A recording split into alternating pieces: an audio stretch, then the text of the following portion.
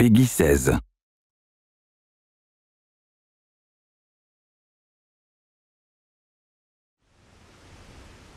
Your hero's journey begins as you return from the dead, miraculously resurrected by a device known as the Well of Souls. You there! You! What are you doing down here? You don't belong... Wait a moment. No. You soon meet a gnome named Fomerus Hughes, who's amazed that his experimental Well of Souls has finally worked. He tells you that his tower is under attack and that you must escape. Finding a weapon, you prepare to fight your way out. The lens? The new configuration? Perhaps... No, what am I thinking? No time for that now. We've got to get you out of there. Here you get your first glimpse of the Well of Souls, the place of your rebirth. Combat in Reckoning is intuitive and accessible. You can chain together basic attacks with a single button. Trouble? Well done. Collecting loot is a big part of the game. While you loot, you can compare items and decide whether they are worth equipping now or saving them to sell off later.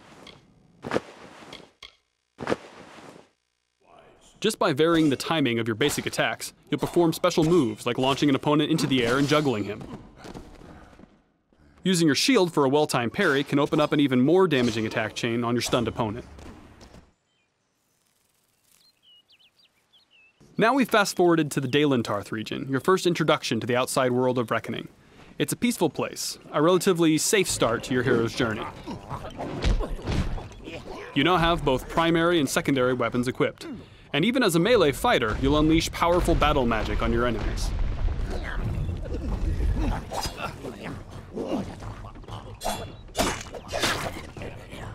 Sometimes you're rewarded with opportunities to dispatch enemies with a special Fate Shift kill. Building up enough Fate energy allows you to perform even more powerful attacks.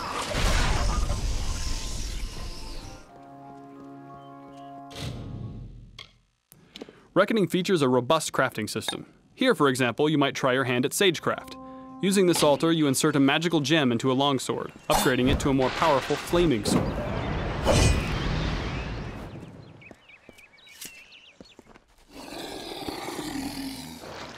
Combat in Reckoning is all about the choices you make for your character, what abilities you select, what armor and weapons you equip, and what strategies you employ against various enemies. You can perform a war cry that knocks your enemies back, attack the band chain with your hammer, attack her minions with your sword, and then use your harpoon ability to pick off the stragglers. The Quake ability sets up the enemy for another Fate Shift.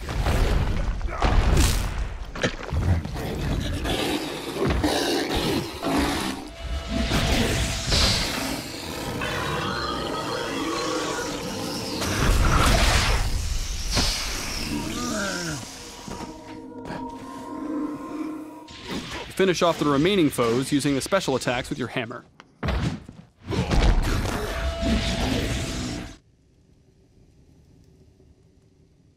Imagine now that every choice you've made has led you down the path of the mage.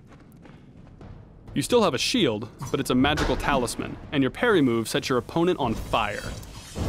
You also have these chakram weapons you can use to tear through your enemies at a range.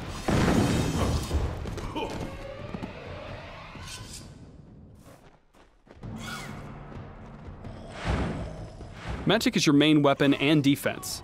You teleport to dodge attacks, and your Mark of Flame lets you tag enemies individually, then detonate them in a fiery explosion. Even as a magic-focused character, you still have primary and secondary weapons. In this case, you're using an ice staff and a pair of flame chakrams.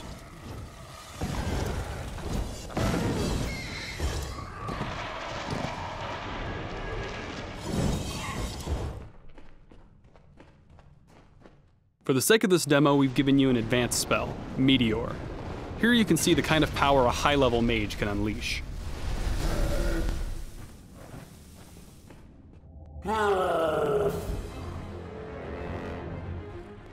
Throughout the game, you'll encounter big creatures like this Prismeer troll. Most RPGs would turn this into a highly scripted fight, but in Reckoning, these encounters are action-oriented in real time.